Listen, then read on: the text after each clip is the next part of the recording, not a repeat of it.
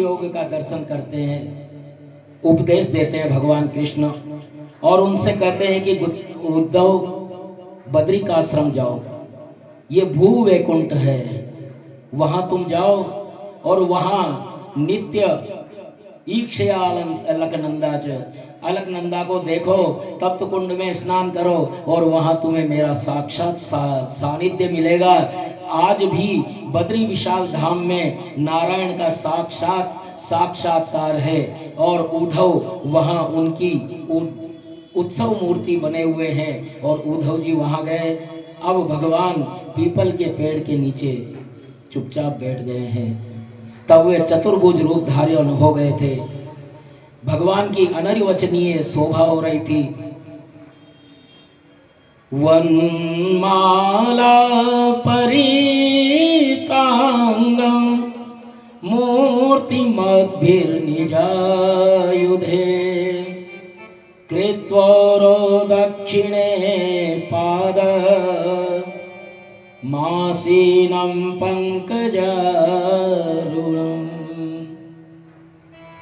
भगवान की शोभा हो रही है। घुटनों तक वनमाला, शंख चक्र गदा पद्म आदि मूर्तिमान होकर के प्रभु सेवा कर रहे थे। भगवान ने दाहिनी जांघ पर बायां चरण रखा था। स्वर्ण वर्ण पगतली कमल सी चमकती थी और उसमें आंख भी थी। एक जरा नामक व्याध बहेलिया वहां आया। उसने मूसल से बचे उस टुकड़े को अपने तीर के आगे लगा रखा था। रक्तिम चरण पर आंख का आभास पा करके उसने वो तीर चला दिया और भगवान के चरण में वो लगा। निकट गया तो चतुर्भुज पुरुष थे। जरा रोने लगा, हे भगवान ये क्या हो गया?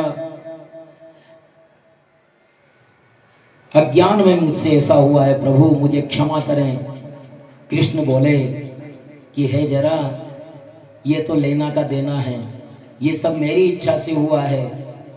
उस समय मैंने तुम्हें छुप करके मारा था, आज तुमने छिप करके मुझे मार दिया।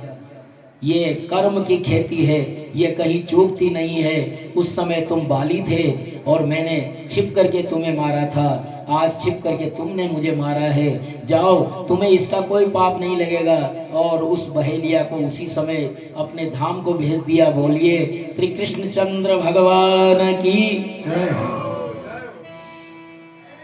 और सुखदेव जी कहते हैं कि परीक्षित जरा ने 3 परिक्रमा की, नमस्कार किया और विमान पर सवार होकर के स्वर्ग की ओर चला गया।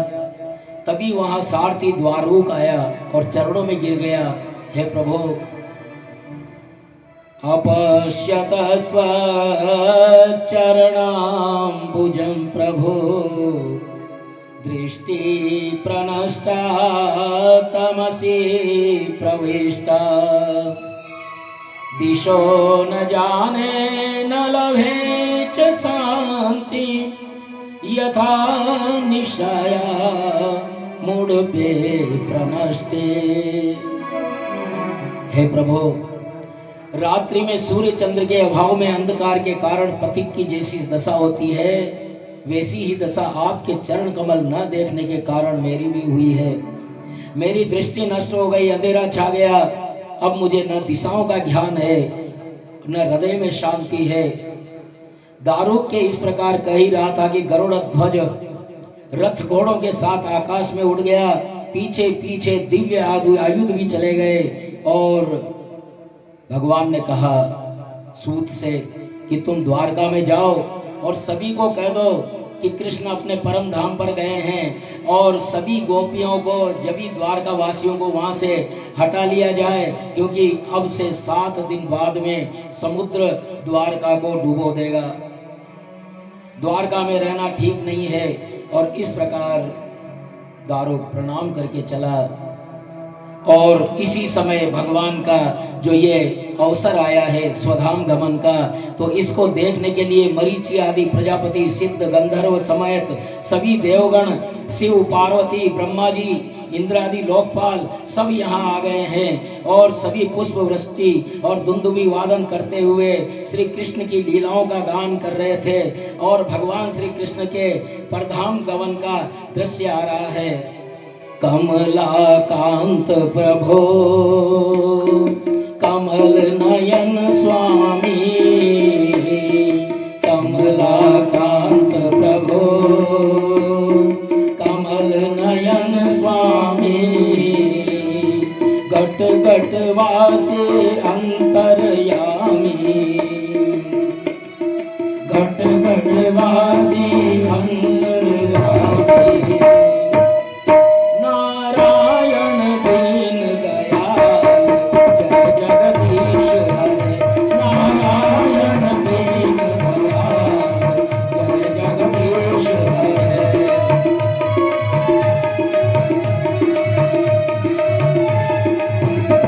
नारायण नारायण नारायण, श्रीमन नारायण। भगवान परधाम जा रहे हैं, ये केवल सुनना है, ये प्रसंग सुनना है केवल, बैठ जाइए। श्रीमन नारायण नारायण नारायण, नारायण दीन दयाल जय जगदीश हरे, नारायण दीन दयाल जय जगदीश हरे। कमलाकांत प्रभो कमल नयन स्वामी, कमलाकांत प्रभो कमल नयन स्वामी, घट घट वासी अंतरवासी, नारायण दीन दयाल जय जगदीश हरे, नारायण दीन दयाल जय जगदीश हरे। श्रीमन नारायण नारायण नारायण, नारायण नारायण नारायण, श्रीमन नारायण नारायण नारायण, नारायण नारायण नारायण, नारायण दीन दयाल जय जगदीश हरे, नारायण दीन दयाल जय जगदीश हरे। देवादयो ब्रह्ममूर्त्या न विशन्तं स्वधामभि, अविज्ञात गतिं कृष्णं दद्रशुश्चापि विस्मिता।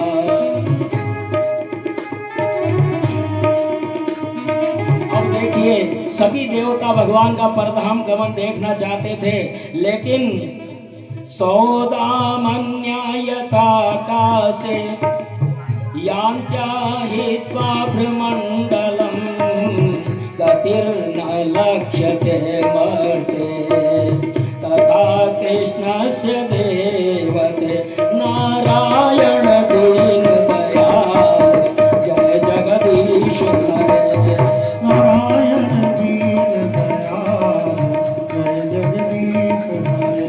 श्रीमन नारायण नारायण नारायण, नारायण नारायण नारायण, नारायण दीन दयाल जय जगदीश हरे, नारायण दीन दयाल जय जगदीश हरे। जब भगवान अंतर ध्यान हुए, जब परधाम गए तो किसी को पता ही नहीं लगा। एक सेकंड के 100वें हिस्से में एक बिजली सी चमकी और बिजली की चकाचौंध में भगवान श्री कृष्ण का परधाम गमन कोई देख ही नहीं पाया और सारे देवता देखते ही रह गए, कोई नहीं देख पाया। और सभी कहने लगे, कमलाकांत प्रभो कमल नयन स्वामी, कमलाकांत कमल नयन स्वामी, घट घट वासी अंतर्यामी, नारायण दीन दयाल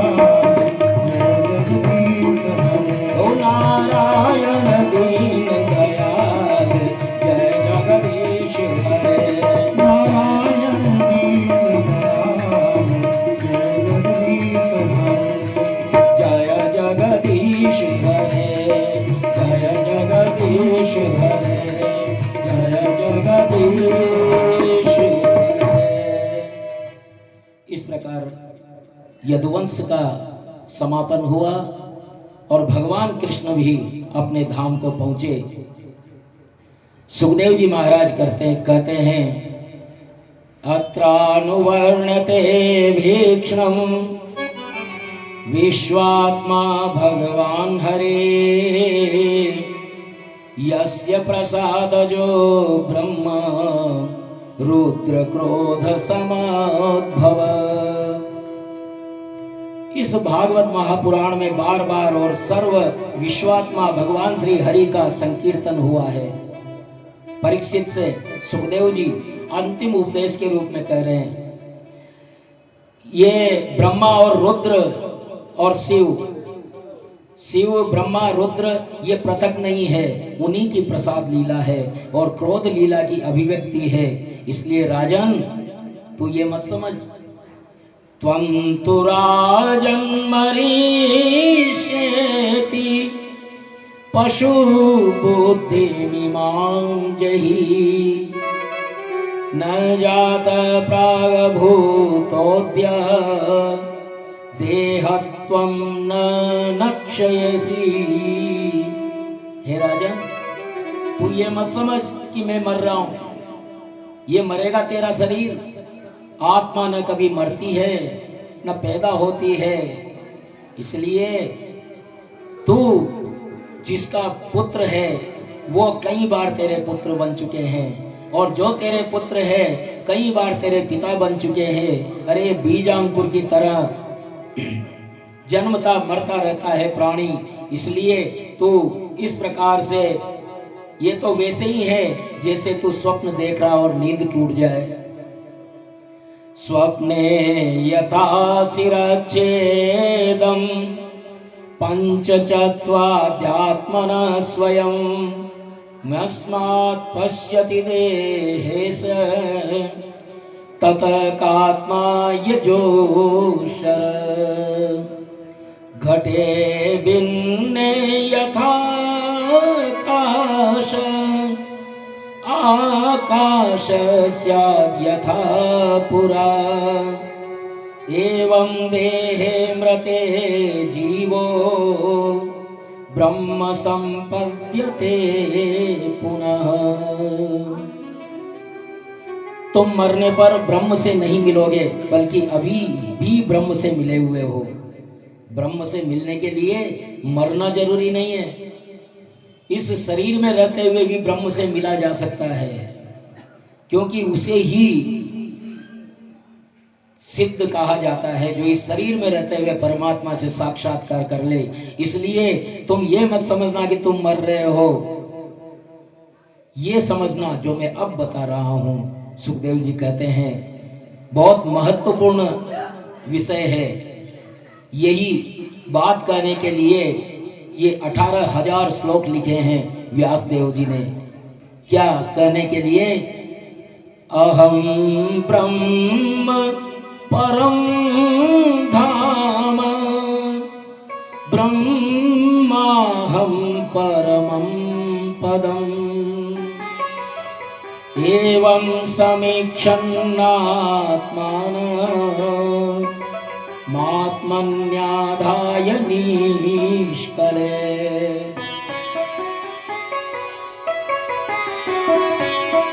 हे परीक्षित, तुम अपने आप को परीक्षित मत समझो, तुम अपने आप को ये शरीर मत समझो। तुम समझो कि अहम ब्रह्म, मैं ही ब्रह्म हूं। परम धामा, परम धाम भी मैं ही हूं। ब्रह्मा हम परमं पद, ब्रह्मा का परम पद भी मुझे प्राप्त है।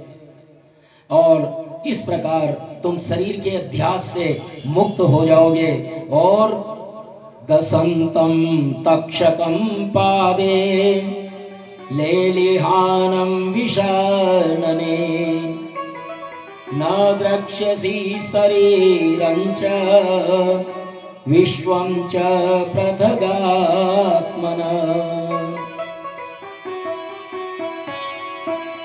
तक्षक डसले, ध्यान देना, तक्षक डसले तो भी आत्म स्वरूप में स्थित होकर के इस शरीर से बल्कि सारे विश्व को भी अपने आत्म स्वरूप में देखना, उस तक्षक को भी आत्म स्वरूप में ही देखना। वैर मत करना, क्योंकि आत्मस्वरूप पुत्र तुमने विश्वात्मा भगवान की लीला के संबंध में जो प्रश्न किया, मैंने उसका उत्तर दिया। अब और तुम क्या सुनना चाहते हो? परीक्षित ने कहा, महाराज आपने व्यापक ब्रह्म के दर्शन कराए हैं, मैं निर्भय हो गया हूँ। श्रीमद् भागवत श्रवण के यही तो 5 फल है। भागवत श्रवण से निर्भयता आती है, निसंदेहता आती है, सारे संदेह मिट जाते हैं, हृदय में प्रभु का प्रवेश होता है, सभी में भगवत दर्शन करने की योग्यता आती है और परम प्रेम हो जाता है। गुरुदेव मैंने 5 फल प्राप्त कर लिए हैं, प्रभु का ध्यान मुझे सिद्ध हो गया, मैं उनकी शरण में हूँ, सर्वत्र मुझे प्रभु ही दिखाई दे रहे हैं, मैं कृतार्थ हो गया महाराज। कथा श्रवण के साथ प्रभु दर्शन भी आपने करवा दिए। सारा जगत ब्रह्म रूप है, तक्षक भी ब्रह्म रूप है। राजा ने श्री सुख की पूजा की, वरद हस्त परीक्षित को मिला। श्री सुखदेव जी ने राजा के मस्तक पर जैसे ही वरद हस्त रखा, राजा को परमात्मा के दर्शन हुए, जीव और ब्रह्म एक हो गए। व्यास जी सोचते हैं कि मैंने सुखदेव को भागवत का अभ्यास कराया था, किंतु तत्व तो सुखदेव ही जान पाया। और व्यास जी ने भी सुखदेव जी को प्रणाम किया है, अपने पुत्र को। बोलिए सुखदेव जी महाराज की। सुखदेव जी आगे बढ़ गए और परीक्षित ध्यान मग्न हो गए। इधर तक्षक डसने आ रहा है परीक्षित को। रास्ते में एक ब्राह्मण मिलते हैं और वो जा रहे हैं क्षिप्र क्षिप्र। तो तक्षक ने मानव रूप धारण करके पूछा कि आप कहाँ जा रहे हो? कि मैं सुखताल जा रहा हूँ। बोले सुखताल क्यों? कि वहां महाराज परीक्षित को तक्षक डसेगा और मैं उसे जीवित करूंगा। अच्छा तुम जीवित कर दोगे? बोले हाँ। तो उन्होंने एक पेड़ को डसा तक्षक ने, वो हरा भरा हरियाला पेड़ जो उसमें पक्षी वगैरह सब बैठे हुए थे, सबके समेत वो सूख करके खाक हो गया। ब्राह्मण ने कहा कि अब तुम उसे बचा सकते हो तो इसको संजीवित करो पहले। और ब्राह्मण देवता ने अपने कमंडलू से जल निकाला, अभिमंत्रित करके उस पर फेंका और वो पुनः हरा भरा हो गया। तक्षक ने कहा कि ये तो खेल बिगाड़ सकता है, तो उसे बहुत से धन लोभ देने की कोशिश की, लेकिन ब्राह्मण देवता थे कि मैं तो परीक्षित को बचाऊंगा। अब आगे जाकर के ये तक्षक लाठी के रूप में पड़ गया। अब ब्राह्मण देवता ने सोचा कि चलो आगे टेक करके चलने में काम आएगी, उठा लिया लाठी समझ करके, और वो एक पीठ में खुजली चली, वो करने लगे खुजली, और तक्षक ने डस लिया और ब्राह्मण देवता वहीं रह गए। और तक्षक फूलों की डाली में बैठ करके आए। इधर परीक्षित ध्यान होकर के सुख की द्वारा वर्णित भागवत का चिंतन कर रहे थे। हरे राम राम राम हरे हरे, हरे कृष्ण कृष्ण कृष्ण हरे हरे, हरे राम हरे राम